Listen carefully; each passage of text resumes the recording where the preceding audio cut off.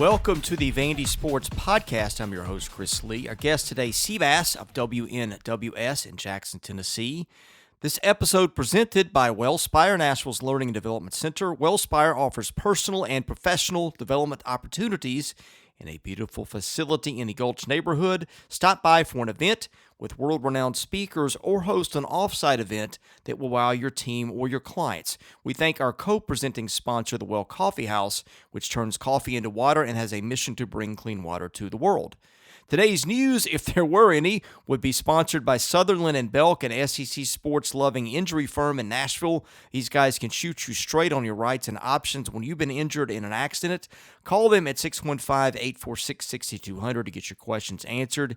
You may also visit them online at sbinjurylaw.com. The guest line on which Seabass appears, brought to you by Boll & Branch, which was started by Vanderbilt graduates Scott and Missy Tannen. I had no clue how comfortable the sheets can be until I got them. They are fair trade certified, meaning they are made under safe conditions by men and women who are treated and paid fairly. Try them for a month. You can return them for free, but won't want to. Once you get the sheets, try the mattress. That was voted the best mattress of 2018. Go to bollandbranch.com. That's spelled B-O-L-L. Enter the promo code Vandy and get $50 off your first set of sheets.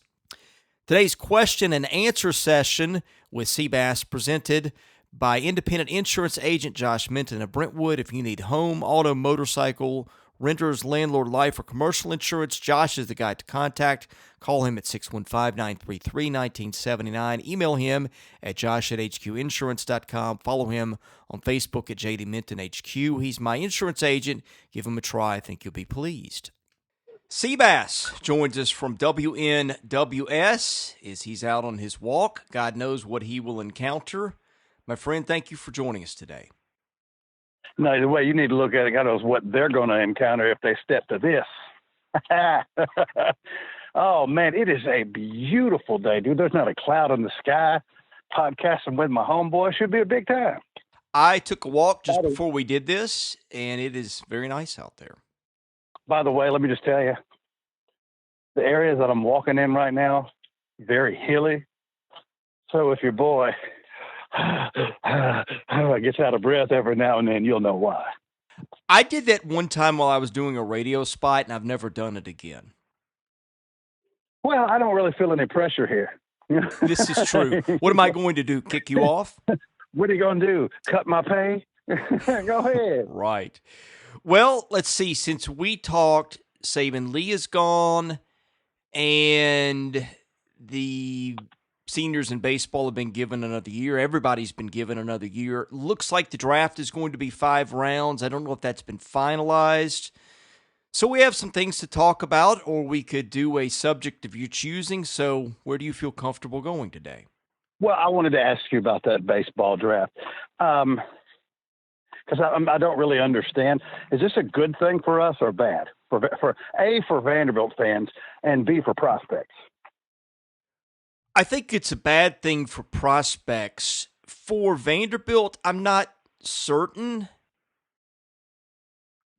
I mean, I was talking to Tim Corbin about this week, exchanging a couple of texts, and I asked him for his thoughts. He said, I'm not ready to comment yet. And I thought, well, that guy probably knows how to anticipate anything better than any of us. Nobody I have ever met in my life is more prepared for whatever is coming next.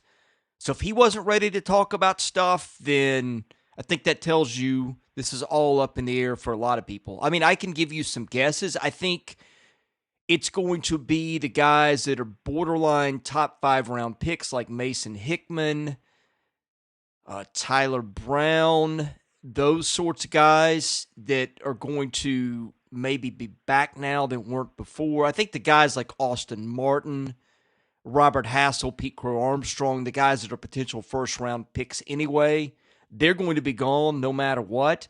But then I think you throw the kids like the Browns and those guys that might not get drafted in a 5-round scenario, and then next year the draft just gets that much deeper. So they'll probably fall a little bit further down the draft, all things being equal, through no fault of their own. I think it's not just going to be interesting this year. I think the 2021 draft could get very interesting also. Yeah. So what about those prospects that don't get drafted? Do they have the opportunity to enter into the draft pool for the following season? Well, you mean the ones? Well, first of all, nobody's like out of eligibility yet, right? Like Right. everybody, even the seniors get a chance to come back for next year. So I would assume yes, unless they just give up baseball. No, the guys that I wonder about are like Ty Duvall and Harrison Ray, who would have a chance to come back for fifth years, but you don't know how much scholarship money they're on, whether they get into grad school, that sort of thing. Those are the guys that I really feel badly for. And now, one thing, let me ask you this: if I understand it correctly, from what I saw on that Kendall Rogers tweet, is that there's not a roster cap next year for 2021. Is that correct? Well, I think seniors get exempted from it. Yeah. Yeah, the rest of it, I don't think there's an exemption for the other guys unless I read that wrong. It's all so confusing. I mean, nobody's ever really dealt with anything like this before. And, what I was kind of wondering about is like those high school prospects that are, I know they have they can always out and go off to college, but, let's say, well, let me ask you this. What would you say percentage of high school players pick between round 6 and 10 that take the contract instead of going off to college? How many of them would you say do that?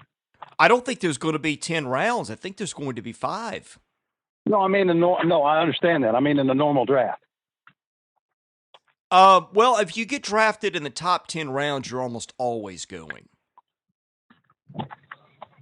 So, see, even though it's not a super large pool of players, still thinking about those high school players that would normally fell somewhere in between that 6 and 10. Should they be draft eligible, even though they're freshmen? So if they can't go to the draft, Oh, I see what you're saying. That I had not thought Yeah. about. I mean, I don't think so. I don't think the rules have changed. I just wonder if would they make an exemption there if they're basically saying, look, my choice was going to be the pros. It just was, and they didn't want to go off to school, but they had to do something.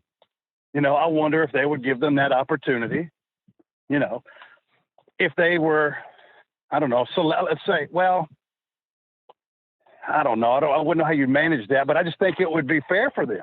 I mean, look, this is nobody's fault, but this is still something that they were denied an opportunity that their predecessors had. No, I think what it's going to do is just going to make college baseball more loaded for the next few years. And they're going to also eventually reduce the draft anyway to more like 20 rounds. So Right. college baseball is about to get better in terms of talent across the board, not just for this one coming draft and the ramifications from that. Making it much more difficult to find your way repeatedly back to Omaha. Well, the competition will be better, but Right. the top teams also ought to get better. Like, I'll give you an example, okay? The McIntosh kid that I think the Mets took, I want to say the Mets. It could have been the Brewers, but I think it was the Mets. That's a kid that never gets drafted and comes to school. Makes sense. Now, look, in a 20-round draft, that kid probably gets picked and goes anyway. He probably goes a little bit Right. higher because teams know about his willingness to sign, that sort of thing. But in next year's draft, that's a kid like last year, then under this system, I think would have been at Vandy because he was not a top 5-round guy. It's just going to be interesting to see how it all works, man. Now, does that change? What does that do? I'm sorry, I just don't know. What does that do with the slots in those? Since it's been condensed down to 5, I would assume the slots pay more, right? That sounds like a billboard. On the way to the casino, right? Yeah. Right. Funny. No, but seriously, I think that the slots, as far as I know, are the same. I will look this up as we are podcasting. I want to say the last pick in round 5 was the 161st selection overall and made around $460,000. But this is where it gets crazy, okay? If you're 162, I mean, not that there is, but like if you're that next player was going to get drafted, all of a sudden, instead of getting close to $500,000, the most you can get is $20,000. Yeah, man. That's like being the last person at the World Series of Poker to not cash. That's see, and that's what I'm talking about, man. You know, but because that was the high guy, you know, maybe he was a senior, a junior, something like that. He can always go back, but he only has to go back for that 1 year. That high school kid was never even wanting to go off to college and ends up having to be committed to 3. I don't like that. I take that back. 321-100 is the last pick around 5. I think I was I got the number right. There's 161 picks, but the bonus is 321. Either way, a massive drop off between the last pick and then free agency, where you max out at $20,000. No question, man. Just crazy time. What else, brother? You tell me. Like I said, the only two things that have really happened. I'm walking straight uphill. It's on you, baby. Well, we could do two things. We could talk about Saben Lee, or we could do some reverse podcasting if you want to do that. I mean, look, there's just not a lot to discuss at the moment for obvious reasons. Yeah, and I can't do the. I mean, it's fine for the board and stuff like that, and I've always had this rule as a talk show host to never get to the point where I'm asking our NASCAR drivers, athletes, or what's your favorite sports movie? You know. No, you know I mean, I'm there with you. The topic that's out there that I'm hesitant to dive into because there's just so many unknowns is, okay, what happens with sports if Vanderbilt takes a huge budget cut because of all the virus stuff and it impacting revenues already? What happens if football's canceled next fall? I mean, there's a whole ton of stuff we could get into, but it's just so incredibly speculative at this point. It's like, do you want to go there or not? Anything. Yeah, not really, right, because it wouldn't be based on anything. Yeah. But hunches and feelings, and I don't want to live in that world. No. Got a lot of time between now and then anyway. We do. We'll have the Vandy Sports 100 coming out next week, which will be interesting. That'll give us stuff to talk about for 10 weeks, too, which is where the bulk of my time is gone, actually. Yeah, I saw one. It wasn't about Vanderbilt, but it was about other schools, and they were discussing their favorite all-time uniform combination. You know, and I mean, maybe one day we'll do something like that too. But I mean, look, there's still stuff. You know, recruiting's still going on. Though I did see that NCAA has pushed the no contact on campus, official or unofficials, another month. You know, basketball's the one I think to that is going to get really interesting because football, you still have a pretty substantial timeline ahead. But basketball, man. Before you get to that, Chris, that's true.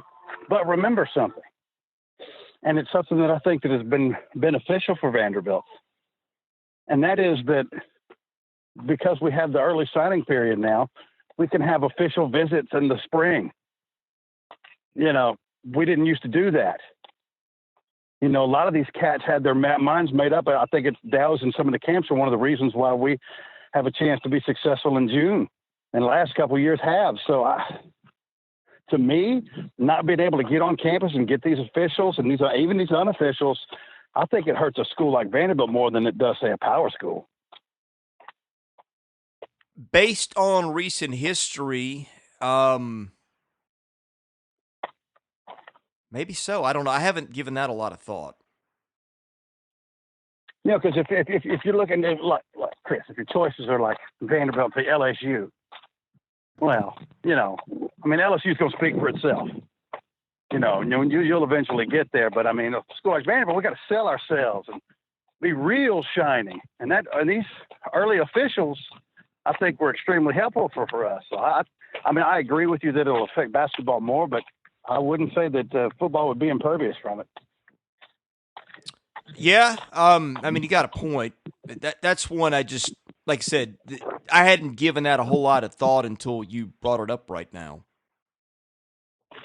Basketball has been where my focus has been because I think that is it's A, it's a nearer timeline, and B, I think you got a lot more at stake for them because roster changes. Look, you've only got 13 scholarships, right? In football, you lose a couple of guys. Right. Well, they're just a couple of guys out of 85. In basketball, you lose a couple of guys. That's 20%, 15% of your roster. And if they're significant, then, the hit is more than that in terms of how it plays out. So. And look, I know it's been a source of contention on the board, but I mean, we're sure that Saben Lee will not be playing basketball for Vanderbilt next year. Look, I would never swear by anything, but what I've told is he basically told Vanderbilt, don't plan on me coming back. Okay. I mean, I don't know how, and people have taken issue with me saying that. I don't think they want to hear it, but that was pretty well sourced. So I don't know what else. I don't know how else you interpret that. I mean, look, the tweet he sent out, everybody read that, thought that sounded pretty final. I think there's some people out there in denial, just as I think there are people in denial about Stackhouse's recruiting philosophy, which is, frankly, got them in a bad place right now. I really hate to think that I've seen Saban put on that uniform for the last time. I've had so much fun watching that dude over the past 2 years. I know the seasons haven't gone well and the wins didn't pile up. That didn't change his effort, man. I mean, I think about him, and you can take some players and compare them to other players in your program's history, but who would you compare Saben Lee to that I could think of? The closest, and they're not really alike at all. Maybe James Strong, just because of the athleticism. Because, when you think of Saben Lee, that's the first thing you think of. And I'm thinking of guards that could just jump out of the gym like he could. And James is the closest, but they weren't the same dude at all. So you're right. I mean, he's a guy that, for Vanderbilt, is kind of without a comp. I think he's totally without one because James Strong, while I like James Strong, was never the potential offensive spark plug like that on an any night basis. I mean, did he go over 33 times at the last month of the season? Yeah, and I think 4 if you want to go back a week beyond that. All right, almost. Hey, you have to bear with me. I'm at the top of this thing, and I'm almost done. I'll tell you one thing, Vandy fans. If you have to be at home, can't work, whatever, I mean, still do your social distancing, but get out and walk. Take a walk every day. Stay in shape, do something. Get your exercise. I can't just sit home, Chris. Couldn't do it. Have you been out? I guess the extent of your social interaction is walking, because you can't go to the station, right? No. Yeah. Nope. In the last 3 weeks, I've left the house 3 times to go to the store around the corner for necessities, except for my daily walk. Okay, Saben Lee's game log. If you start back with the LSU game, here's the point totals: 33, 20, 20, 23, 18, 34, 14, 10, 38, 19, 30.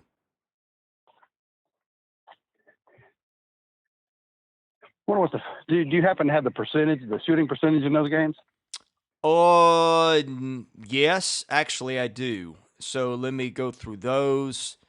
33, 50, 33, 60, 40. Oh, I'm sorry, that's 3-point percentage. Let me start over. 60, 50, 31.3, 45.5, 46, 71, 36, 19, 70, 44. Now, he hit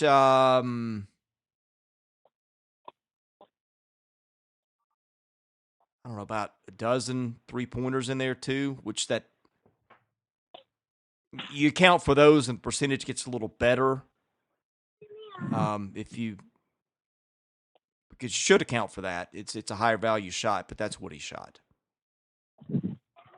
One thing that I would say about Saben at the you frustrate me about him. It's a big question, and I'm not talking about dunking. We all know how good he can finish that way. But his ability to finish at the end of drives. You know what I mean, Chris? Not just flushing one down. But a couple of years ago, he'd get to the rim all day long and never finish. Still plagued him a little bit, but as the older he got, the more mature he got, he was much better of a finisher. He didn't miss many layups or dunks this year. No. Almost none that I can remember. Yeah, and that was an issue a couple of years ago, and he really found his groove and found a way to finish. I mean, it's great if you can get there, but you got to finish. Yeah, I don't know. Gosh, I don't know what they're going to do next year without him. I mean, I guess you better hope DJ Harvey is better than advertised. Right.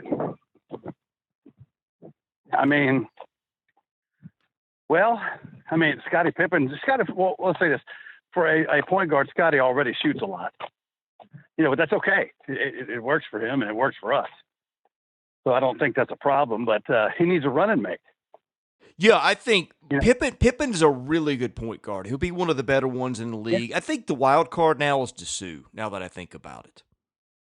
Because he'd be really good one night and then not do much the next 2 or 3 games, and then he'd give you 19 points or he'd give you 12 and 10 or something like that. But it was about like in every 3rd or 4th game, he was really contributing, and in the other games, he just didn't give you much. So I think that one, okay, that's the scenario where all of a sudden, if Harvey is a big-time scorer for them, Harvey's got to improve his shooting percentages. They just weren't very good at Notre Dame.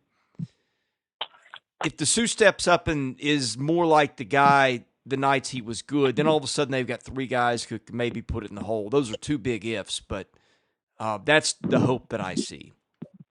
Well, here's the thing about Dessou, and follow me on this, and maybe I'm completely off on this, but tell me what you think. What if this team this past season was a veteran team, and Dessou had maybe 4 minutes less per game, 4 or 5 minutes less per game, and you didn't get to see as much, but you saw how he could flash like he did against Kentucky. If we just saw that, we'd be talking about, and then let's say we had the same roster turnover that we're going through now, we'd be saying, man, what about the potential of Dylan Dessou?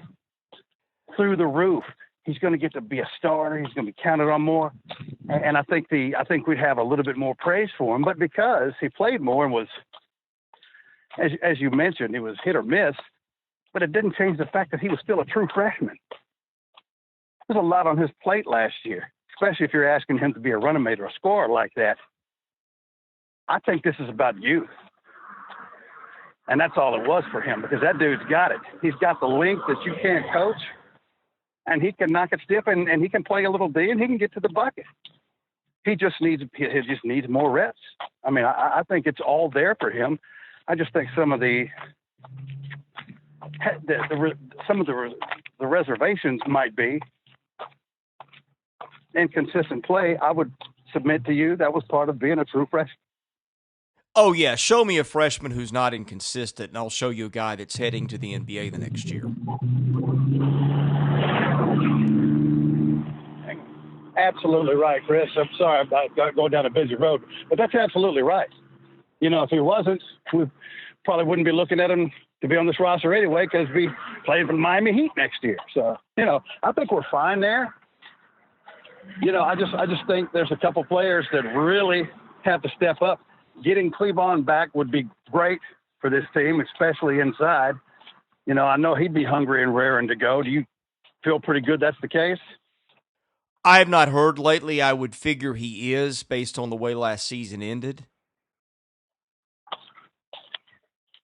Okay, and here's your supporting cast, okay? It Yeah. is Evans, Wright, you mentioned Brown, Quentin Miller-Brown, and Obina. And then, of course, I said Miller-Browns. That's just, it's not, boy, they're not deep. See, that's what I'm getting at with the whole signing thing for basketball and the virus kind of destroying everybody's chance to visit. They got to pick up some, and I think this is the thing across college basketball, right? I wonder how many guys out there that are in the portal are going to wind up staying where they were, because you may go the whole summer where you can't visit another campus, and how many players are going to go to a school they couldn't visit? I don't know. I mean, I wouldn't do that. So what I'm getting at is, A, it changes things for everybody, but B, they were in a spot where they really needed to pick up an immediate impact transfer if they could do it. And, of course, the one-time transfer rule might make that possible. But I just think that really puts a clamp on their ability to get a quick fix. Yeah, the ability to get on campus and get that visit's huge. I'm trying to remember the young man's name, but wasn't the one guy that we lost in football last year to Northwestern who flipped? Wasn't he the young man from IMG who never actually made it to campus? The Butler kid? Yeah. Yeah, that sounds right. It's been a while. Yeah, it has been a while, but I want to say that he was the one that hadn't actually made it to campus, and they really didn't lose anybody else. Well, and they haven't been very good on sealing the deal when they get kids to campus either. Yeah. Basically, they're going to have, if Brown comes back, if you want to throw Albert in there, he'd be 9. But my concern is, depth is, well, and they'll get the Stute kid too, although I don't know how ready he is. But that's, you're back at a spot where, unless you can add some impact guys, your depth is going to be really, I won't say precarious, because they've got some guys who played before, like a Jordan Wright could come off the bench maybe, but they don't have a lot of surefire guys that you know for sure what you're getting, I guess, is a good way to put it. You don't have a lot of on-paper offense. I get that. Well, it's not a really talented bunch 1 to 8. All things even, that's true. I mean that's I'm not gonna quibble with you on that. The results kind of speak for themselves as far as that goes. What about the young man from Rice? Do we know enough to know whether or not this guy? We heard talk that from the roster and practices and whatnot. If he's somebody that you think can contribute next year. I've heard he's okay. I don't think he's a difference maker. Right. Just a body for the rotation, in other words. Yeah, well, I mean, I think either he or Bena will have to play. I'll say this: he did his efficiency numbers at Rice weren't bad. I mean, he shot 60% from the field. He scored a little bit. I mean, I don't think I think he'll help them. I'll put it that way. I just don't think if you're looking for him to come in and be an all-SEC guy next year, I don't think he's that guy or the year after, from what I hear. So, I think the thing that could take us, the roster is what it is, especially if Saban's not going to be there. But the guy who, if he could take that next step consistency-wise, could really change some things for us is Max. I mean, that's the thing about Max is he's flash. He plays hard. Now, the dude plays hard. And there are times when he is fun to watch, and then times when he just kind of goes away. If he can turn that switch on and leave it on, and it's not about the work because he's constantly putting the work in, but if he can turn that switch on and keep it on, that would certainly help a lot. Because like I said, Scotty's going to have a running mate.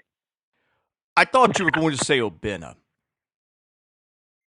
Well, because that's the one that everybody's always said, well, if the light clicks on, then – and big men develop later, so I just think, look, if I don't think the range of outcomes with Max Evans is very far outside of what we've seen. Yeah, I agree with that. I'm saying one thing that would certainly help this team is if he were able to do that, because it's one thing to be inconsistent and have and consistent results just because that's all you're capable of. But when you see this guy flash at times, you look at it and you think, God, why not 3 nights from now? I already know you can do it. It's not like, we have a player and every now and then he does a little something good. When he's good, Chris, he's good. Yeah. More consistency, and it would open up so many things for other players. He had a really weird year. The thing about Abena, and I like Abena, Abena plays hard, but for me, the thing about Abena, and to win me over, I've seen too many times where he's at the bucket and can't finish because he either gets just overmatched physically, or it's just he doesn't really have a plan once he gets the ball. And then there was times, he'll make a great play, but for me, the thing with Abena is he's got to get stronger. I think he's got ability around the rim, but I think players that are even maybe just a little bit stronger than him or about the same size generally tend to dominate him and take the ball away from him too easily. Now, that's the way I interpret it. So for me, I would agree about Abena too. One thing I need to see from him more than anything is to get strong, get mad, take that basketball, own that paint, and that's not really something I saw Abena do.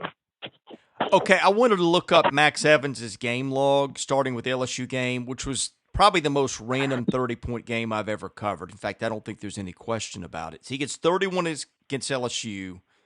Here's his game log in terms of scoring for the rest of the year. 7, 10, 10, 4, 10, 3, 5, 8, 20. You would assume there was an injury, right?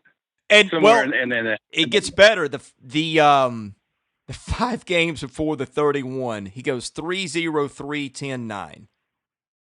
31. It's like the ultimate tease. It's like, show me some. You've proven because people can either do this or they can't, and you've shown me that you can do it. Even though it was on the low end, even after that, I saw 3 or 4 more double figures of box scores, and I'll take that. It's just the 3 and the 6 and the 7 and the 4s that we can't live with. We don't have the depth for that. He shot 39% from the field. He hit 7 threes against LSU. He did not hit more than 3 against anybody else. Yeah, and there were times I thought in the last couple of games where he looked a little bit hesitant. In fact, I think we talked about it on one of the podcasts, is that there was I kept seeing him pass up some shots that he had been bombing in a couple of games, and then would just not take the shot. Well, I think what that tells you is his baseline is like on a good night, he's going to hit 2 or 3 threes. So if he's going to be a scorer, the points are going to have to come from 2, probably. Man, look, if I can get 12 points out of Max Evans for a season, I'll live with that all day long. But if you can give me 2 3-pointers a game, give me 3 2-point field goals and a free throw here and there, 12, 13 points. I'll live with that all day long. Yeah, he averaged 8.3 last year. Well, there's no reason he couldn't improve his scoring by 4 or 5 points a game. Well, with Saben Lee not there. There's going to be. I was going to say there's probably opportunity with Lee and Neesmith not around. Of course, he didn't have Neesmith for half the year, but yeah, that's my point. Well, it's at that point, it's not really the points; it's the question of how efficiently do you get them. That's fair. That's fair. And do we have anything inside that draws people down at all? Because it makes it a lot harder on the perimeter when no one fears you, your post game whatsoever, and you've only got 1 or 2 guys that can beat their man off the dribble to the bucket. Yeah, back to Miller-Brown, blocked 37 shots as a freshman at Rice. So maybe you get a little bit of rim protection there that you didn't have last year. Yeah. And frankly, haven't had in a while since Luke Cornett. Yeah, see, basically, I think what's being said here is that we're going to be asking a lot from people that I'm not saying you shouldn't have to ask a lot from. That's not the way I want to say it, but that we're probably asking a little bit more than the capabilities of some of these players are producing wise. Gosh, I'm just thinking the funk they're in is nothing I would have ever foreseen 4 years ago. They win 5 games and finish 13th 3 seasons ago. They go 0 for the league last year, and 3-15 to finish last this year. What's the conversation? Hey, what's the conversation, though, if Saben Lee says I'm coming back? How are you phrasing all this? Everything's clearly not the same, but what's the narrative if he were coming back?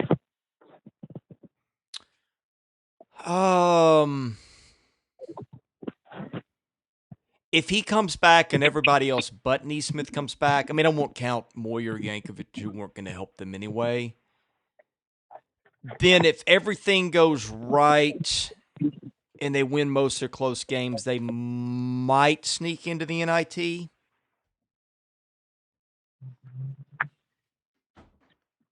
Tell you what, given what we've dealt with for the last couple of years, I'd rub your feet. I'd romance a porcupine for the NIT at this point. The problem is the league is perceived to be better next year. The league was perceived to be that it was going to be great this year. Yeah, I know. The league was a massive disappointment. So, and I'm not saying that it won't, but, that was the same narrative going into this year. Maybe more so. Oh, I know. So maybe at some point you have to ask if that's going to happen. But I keep going back to the coaches, man. It's still a roster of outstanding coaches in this league. No, yeah, no question about it. And so I guess that's one of the main reasons why recruiting is so paramount right now and why it's so frustrating that we're not pulling some of these kids in. I'd like to get that. Hey, one thing, I'd love to get that sharpshooter out of Minnesota. I think that would certainly help out a lot of things going forward. Oh, man, they need a shooter in the worst way. Well, he would definitely be the one to get. What's the last just pure shooter they had? Riley the Chance? I mean, you could say Darius Garland, but that's not really how you thought of him. Well, no, Neesmith, of course. Well, yeah. But I guess what I'm getting at, they haven't stacked a couple of them together in a while. And what's really unfortunate is now more than ever, that's what this game is. Yeah. If ever there were a time to need shooters. And the thing about it is that in the past, that should have been one of the easiest things for us to get. Now it seems like it's the hardest. Man, I go back. I don't know what the reason for that is either. Well, I think it started with Bryce Drew trying to change the way that he ran the program. And look, I understand what he was doing, okay? It made a lot of sense at the time. You need better athletes, but he just wasn't the guy to coach them. I think if they get a more traditional Vanderbilt coach, the way Stallings ran things or the way C.M. Newton did, those guys always knew you had to have shooters. And they always had them. And that's one thing they might be lacking for defense or rebounding or whatever, but they never went seasons without shooters, other than the little blip they had back around 13-14 where they had Rod Odom, and that was about it. But, I mean, you go back, man, I don't know. Is literally as long as I can remember they've had shooters. I cannot remember. I mean, maybe in the VBK era, there might have been a year, but they had Drew Maddox in there. Pax Whitehead could shoot it a bit. I mean, I'm thinking, okay, you go back to they had all kinds of shooters when Kevin was there. Like I said, with the exception of that one team. They had Freege, they had Mario Moore, although Moore was not really a high percentage shooter, but he could fill it up at times. You go back before that, they had Brendan Plavic. That was right when Kevin got there. I talked about the VBK era. Of course, you look at Fogler, and he had just had him in droves. with Elder, Anglin, and McMahon and McCaffrey and Secker. I mean, they just had guys that could light it up. That's how Newton built his team with the bomb squad. I mean, they had Booker, Goheen, Mays. Wilcox could hit some. You go back before that, you go to Phil Cox. Before the three-point line, you go back, you go to Mike Rhodes. I mean, I just cannot remember a time as far back as my memory will carry me where they had a drought of shooters like they've got now. And again, Neesmith, they had one there, but they have not had them in clusters in a while. Right. Yeah, that's true. I mean, it's like I said, it should be one of the easiest things for us to score, especially today, because that's what everybody does. I mean, nobody really plays defense. So you would think that would be the best time for us to get it. And I guess it's just because that's what everybody is targeting now. Is the perimeter shooter, I suppose, or we're just missing on our recruits. But I say that, but how many of these recruits that we're signing that's what they're known for? You know, and I think that's kind of what you're hinting at with Bryce maybe a little bit, is how many of them have we brought in that was their deal? You know, I mean, obviously Aaron, and he certainly lived up to that. He was averaging 24 points a game when he went when he went down. But I mean, how many of these guys were really shooters in the first place when we recruited them? Well, it goes back to the thing that I say over and over. A coaching hire is the most important investment you can ever make. And they went from, I think if you go back and grade Stallings, I'm going to say he was probably a B-plus hire. I wouldn't call him an A because he left some meat on the bone when it came to postseason. But, man, Kevin's teams, when they were bad, they were not bad for long, excepting his first few years. Once he got it going with the Freegee senior year team, they were usually at least respectable. And they might not be in the postseason or they might be in the NIT, but they were going to upset a team or two at home. That possibility, for the most part, seems to have totally gone off the radar with the exception of LSU last year. Yeah. But, man, you go back to where they were in football with Franklin to Mason. It just, you hire the wrong guy, and you're screwed for a few years. And there's really, unless you are Kentucky, where they reloaded, they went to Calipari, there's no two ways about it. And you know, like I said, the thing about that is that the good news is if they figure that out recruiting wise, that should be the easiest thing to do. Look, if there was a run on 6'10", well put together big men who were protecting the paint, now that's going to be harder for us to get. But I mean, think about it like this, Chris. Think about a school like Lipscomb. Look how good of shooters they are. You know, I mean, I don't know, it's kind of frustrating because if that's where we're at, you would think that if some of these schools like Lipscomb and Belmont can find these shooters, why can't the other part of the West end do it? And I understand they're playing this much more difficult conference. I understand all that, but you know, those kind of teams have set themselves up to play against teams like us. I go back to philosophical change. I think that Bryce put the wheels in motion for the way he wanted to play. It was a disaster, and that's just kind of where they are right now. I mean, it remains to be seen. I mean, Jerry's a pro-minded coach and was certainly good at draw. I don't know how much, I guess what I'm trying to say with him, I don't know how much of the way they played last year was how he wants to play or out of necessity, because he just didn't have a lot of choices. Yeah. I mean, I don't think anybody's gonna be too critical of Jerry Stackhouse coaching wise. And if you listen to some of the experts near the end of the season, there was actually quite a bit of praise for him. I think one coach or one writer from the Knoxville area voted for him as coach of the year, which that's a little much, obviously, but still, I mean, I think opponent wise there was some respect for him and the job that he did. Yeah, I mean, X's and O's wise, he did some stuff with putting together an offense for them where they got more out of the talent than I thought they would. Now, the thing that surprised me is all that talk about defense. They were really bad on that end. And again, it goes back to talent, but a lot of times you can get a team to play a couple stations above its talent just by by working at it. And maybe that doesn't apply in all situations. Maybe that was the case last year. But that was the surprise. I thought that they would be better on the defensive end than they were, and they were just bad. Yeah, I did too. And it was certainly disappointing. And Chris, I'm going to have to wrap it up. Yeah, I am too. The taco truck is coming. That's how we're getting dinner tonight. You lucky rascal. Pick me up some chorizo. You bet.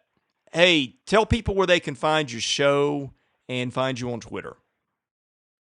Yeah, you can find me on Twitter at Cheap Seats Bass. We'll talk about Vanderbilt sports, what's left of it.